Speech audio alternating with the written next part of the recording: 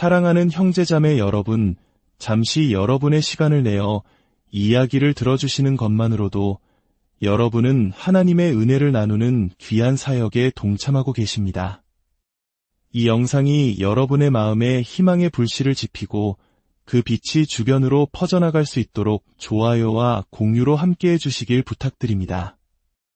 여러분의 작은 손길이 누군가에게는 큰 위로와 힘이 될 것입니다. 주님의 이름으로 여러분 모두를 축복합니다. 지금 우리는 인류 역사의 거대한 서사시 한가운데를 살아가고 있습니다. 세상 곳곳에서 벌어지는 일들은 때로 우리의 이해를 뛰어넘는 것처럼 보이며 거대한 폭풍우 속에 놓인 작은 배처럼 불안감을 느끼게도 합니다. 하지만 성경은 우리에게 두려워하지 말라고 말씀합니다. 왜냐하면 역사의 주관자는 바로 하나님이시며 그분의 계획은 한치의 오차도 없이 진행되고 있기 때문입니다. 오늘 우리는 마지막 때의 예언과 현재 이스라엘을 둘러싼 분쟁, 그리고 수천 년간 이어져 온 성경 읽기의 전통이 어떻게 하나의 거대한 그림을 완성해 가는지 깊이 있게 들여다보고자 합니다. 이 이야기는 단순히 먼 나라의 이야기가 아닙니다. 혼란스러운 시대를 살아가는 우리 모두가 붙잡아야 할 희망과 격려의 메시지를 담고 있습니다. 성경의 예언들이 봉인된 책처럼 닫혀 있다가 마지막 때에 이르러 풀릴 것이라는 말씀처럼 우리는 지금 그 봉인이 하나씩 해제되는 놀라운 시대를 목격하고 있습니다. 그리고 그 비밀을 푸는 열쇠 중 하나는 바로 하나님의 시간표, 즉 성경의 절기와 주간 단위로 성경을 읽는 유대인의 전통인 토라 포션에 숨겨져 있습니다. 토라 포션은 예수님과 제자들도 따랐던 가장 오래된 성경 읽기 방식입니다. 유대인들은 수천 년 동안 매주 정해진 분량의 모세오경을 함께 읽으며 그 의미를 묵상해왔습니다. 놀랍게도 매주 읽히는 이 말씀들은 마치 살아있는 하나님의 음성처럼 그 시대에 일어나는 역사적 사건들을 정확하게 조명하고 해석해줍니다. 이번 주에 해당하는 토라 포션은 민수기 22장부터 25장까지의 말씀으로 히브리어로는 발락이라고 불립니다. 이 이름은 당시 이스라엘을 두려워하여 선지자 발람을 고용해 그들을 저주하려 했던 모압 왕의 이름에서 따온 것입니다. 여러분도 나귀가 말을 하며 선지자를 책망했던 그 유명한 이야기를 기억하실 겁니다. 그런데 이 발락의 말씀, 특히 민수기 23장과 24장은 마지막 때에 관한 중요한 예언을 담고 있습니다. 선지자 발람 스스로가 내가 마지막 날에 이 백성이 내 백성에게 어떻게 행할지를 내게 알게 하리라고 말하며 미래의 일을 예언하는 장면이 나옵니다. 이제 이 고대의 말씀이 오늘날의 현실과 어떻게 연결되는지 살펴보겠습니다. 최근 이란과의 긴장이 최고조에 달했을 때 이스라엘의 총리는 중요한 군사작전을 앞두고 예루살렘의 통곡의 벽을 찾았습니다. 그는 유대인의 기도보를 두르고 히브리어로 쓴 손편지를 벽 틈에 꽂아 넣으며 간절히 기도했습니다. 그가 편지에 인용한 구절이 바로 이번 주 토라 포션에 나오는 민수기 23장 24절 말씀이었습니다. 보라, 이 백성이 암사자같이 일어나고 수사자같이 일어나서 움킨 것을 먹으며 죽인 피를 마시기 전에는 눕지 아니하리로다. 그리고 이 구절에서 영감을 받아 이란에 대한 군사작전의 이름이 정해졌습니다. 암레비, 히브리어로 암사자와 같은 민족이라는 뜻입니다. 마치 새끼를 보호하기 위해 모든 것을 걸고 일어서는 암사자처럼 자신들의 생존을 위해 결연히 일어선다는 의미를 담고 있습니다. 이 모든 사건의 연결고리를 따라가다 보면 우리는 하나님의 놀라운 섭리에 감탄하지 않을 수 없습니다. 이스라엘의 작전이 시작된 날은 히브리력으로 시반월 17일이었습니다. 유대 역사에서 중요한 사건은 우연한 날에 일어나지 않습니다. 그렇다면 시반월 17일은 어떤 의미를 지닐까요? 놀랍게도 이날은 바로 대홍수 이후 노아의 방주가 마침내 아라랏 산에 머물렀던 바로 그날입니다. 예수님께서는 마지막 때가 노아의 때와 같을 것이라고 말씀하셨습니다. 창세기 6장은 하나님께서 홍수로 세상을 심판하신 이유가 바로 하마스 때문이었다고 기록합니다. 여기서 하마스는 오늘날 우리가 아는 특정 단체의 이름이 아니라 폭력과 강포를 의미하는 히브리어 단어입니다. 생각해 보십시오. 현재 이 모든 분쟁은 하마스의 공격으로 시작되었습니다. 그리고 그 하마스의 가장 큰 배후는 바로 이란, 즉 성경의 바사입니다. 마치 거대한 문어의 머리처럼 이란은 하마스, 헤즈볼라 등 여러 대리 세력들을 조종하며 이스라엘과 서방 세계를 위협하고 있습니다. 작전이 시작된 날이 노아의 방주가 심을 얻은 날과 같다는 것은 하나님께서 이 땅의 폭력을 심판하시고 새로운 안식을 가져오실 것이라는 상징적인 메시지로 읽을 수 있습니다. 시간의 톱니바퀴는 여기서 멈추지 않습니다. 작전이 한창 진행 중이던 히브리력 시반월 23일, 이날은 성경 역사에서 어떤 날이었을까요? 바로 에스더서에서 모르드게가 왕의 조서를 받아 하만의 계략으로 죽음에 처한 페르시아 전역의 유대인들에게 스스로를 방어하고 대적들을 진멸할 권리를 부여한 바로 그날입니다. 고대 페르시아, 즉 오늘날의 이란 땅에서 자신들을 죽이려던 세력에 맞서 유대인들이 조직적으로 스스로를 방어했던 역사적인 날에 현대의 이스라엘이 똑같이 이란의 위협에 맞서 스스로를 방어하고 있었던 것입니다. 역사는 이처럼 놀랍게 반복되고 있었습니다. 더욱 놀라운 사실은 유대교의 중요한 문헌인 탈무드에서도 발견됩니다. 많은 정통 유대인들은 매일 한 페이지씩 탈무드를 읽는 다프요미라는 전통을 따릅니다. 이스라엘의 작전이 진행되던 주간 전 세계 유대인들이 함께 읽고 있던 탈무드 부분에는 마지막 때에 일어설 두 거대한 민족에 대한 예언이 담겨 있었습니다. 바로 바사와 로마입니다.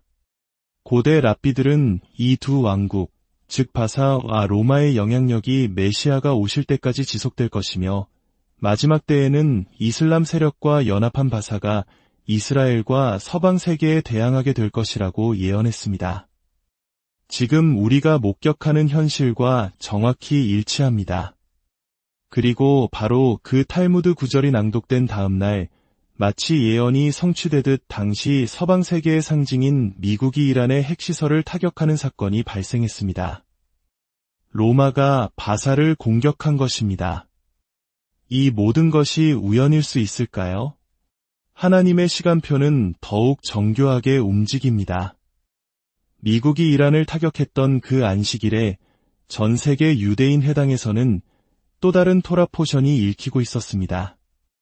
바로 모세가 가나안 땅에 12명의 정탐꾼을 보냈던 이야기입니다. 이야기 속에서 10명의 정탐꾼은 거인들을 보고 두려움에 사로잡혀 부정적인 보고를 합니다.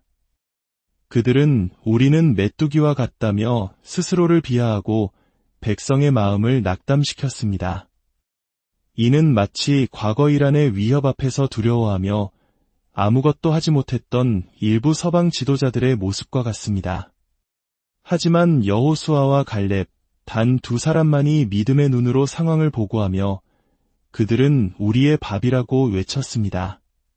그리고 바로 그 주간 이스라엘과 당시 미국의 두 지도자는 마치 현대판 여호수아와 갈렙처럼 담대하게 행동에 나섰습니다. 더욱 흥미로운 것은 갈렙의 히브리어 발음인 칼렙이 이번 군사작전의 이름 암레비의 레비와 매우 비슷하게 들린다는 점입니다. 비록 단어의 뜻은 다르지만 그 소리의 유사함 속에서 우리는 또 하나의 신비로운 연결점을 발견하게 됩니다. 이야기의 절정은 작전이 실행된 날짜에 숨겨져 있습니다. 히브리력으로 시반월 25일. 이 날은 유대 역사에서 매우 중요한 날입니다. 고대에는 이 날을 작은 명절로 지켰는데 바로 하나님께서 이스라엘을 위대하게 구원하신 날들을 기념했기 때문입니다. 고대 그리스의 알렉산더 대왕이 세상을 정복했을 때 세 민족이 그를 찾아와 약속의 땅이 자신들의 것이라며 이스라엘을 고발했습니다. 아람 민족은 자신들도 아브라함의 후손이라 주장했고, 이집트 민족은 이스라엘이 출애굽 당시 빌려간 금은 보화를 갚지 않았으니 땅을 내놓으라고 주장했습니다. 가나안 민족은 원래 그 땅의 이름이 가나안이니 자신들의 땅이라고 주장했습니다. 하지만 한 명의 지혜로운 랍비가 성경 말씀에 근거하여 그들의 주장을 모두 논파했습니다. 아브라함은 이삭에게 모든 것을 주었고 다른 아들들은 동쪽으로 보냈으며 이집트는 수백 년간 이스라엘 민족을 노예로 부리며 노동의 대가를 지불하지 않았으니 오히려 빚을 진 쪽이며 가나안은 저주를 받아 셈의 후손의 종이 되었으므로 종의 소유는 주인의 것이라는 논리였습니다. 결국 세 민족은 모두 패배하고 도망쳤습니다. 위대한 승리가 일어난 날이 바로 시반월 25일이었습니다. 마치 고대의 이방의 왕 앞에서 이스라엘의 땅에 대한 권리가 변호되고 승리했던 것처럼 오늘날에도 똑같이 이스라엘의 생존권이 위협받는 상황에서 서방의 지도자가 그들을 돕는 역사가 같은 날에 재현된 것입니다.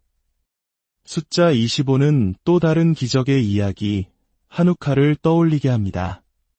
하누카는 사악한 왕이 성전을 더럽혔을 때 유대인들이 믿음으로 일어나 싸워 성전을 되찾고 다시 하나님께 봉헌한 날을 기념하는 절기입니다. 바로 그 기적이 시작된 날이 키슬레브월 25일이었습니다. 숫자 25는 이처럼 하나님의 기적적인 구원과 회복을 상징합니다. 히브리어에서 숫자 25는 신뢰를 의미하는 단어의 숫자값과 같으며 선하심, 기쁨, 찬양과도 연결됩니다. 또한 제사장이 백성을 축복하는 아론의 축복문은 여호와는 내게 복을 주시고 라고 시작하는데 여기서 이같이 축복하라는 첫 단어 코의 숫자값이 바로 25입니다. 즉 하나님을 신뢰하는 자들에게 그분은 이같이 복을 내리시며 보호하신다는 의미입니다. 이스라엘 지도부는 하나님을 신뢰했고 그 결과 단 한 명의 사상자도 없이 작전을 성공시키는 기적을 경험했습니다. 그들은 하나님의 선하심을 보았고 기쁨과 찬양으로 하나님께 영광을 돌렸습니다. 그렇다면 이 모든 이야기가 오늘을 살아가는 우리에게 주는 메시지는 무엇일까요? 모압 왕 발락은 선지자 발람을 통해 이스라엘을 4번이나 저주하려 했지만 그 저주는 번번이 축복으로 바뀌었습니다.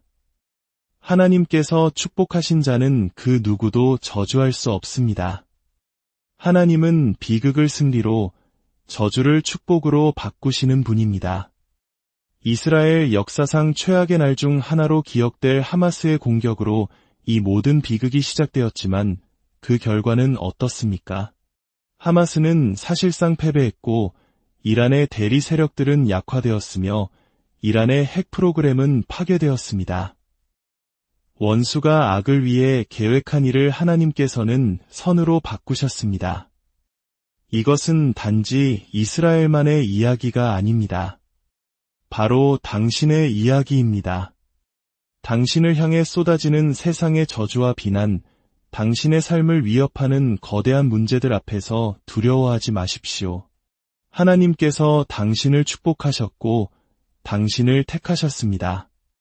하나님은 당신과 함께 하시며 당신을 위해 싸우실 것입니다.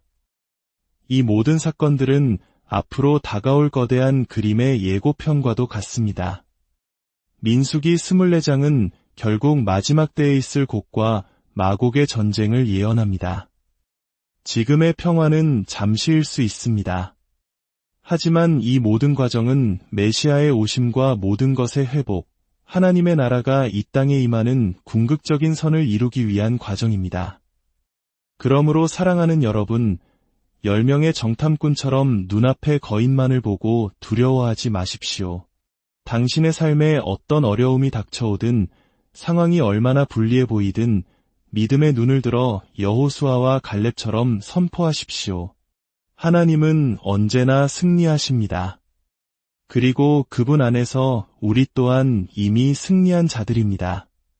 주저앉지 마시고 담대하게 일어나십시오.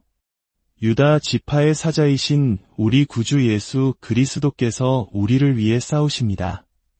그분을 신뢰하고 어떤 상황 속에서도 기쁨과 찬양을 잃지 마십시오. 아버지 하나님, 이 시간 말씀을 듣는 모든 당신의 자녀들을 축복합니다.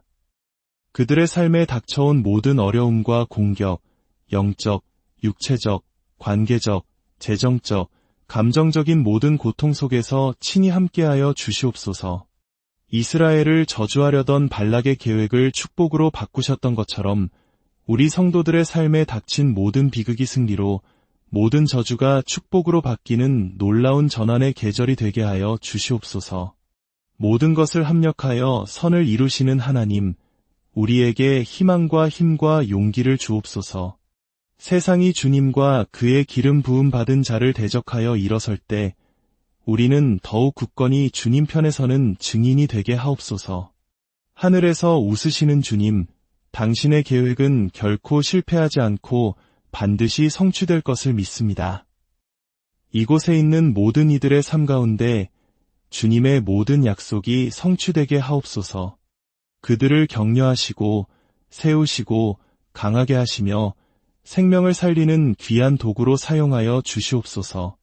두려움 대신 담대함을 주시고 평강의 왕이신 예수님의 이름으로 당신의 살롬, 그 하늘의 평안을 부어주시옵소서. 우리 구주 예수 그리스도의 이름으로 기도합니다.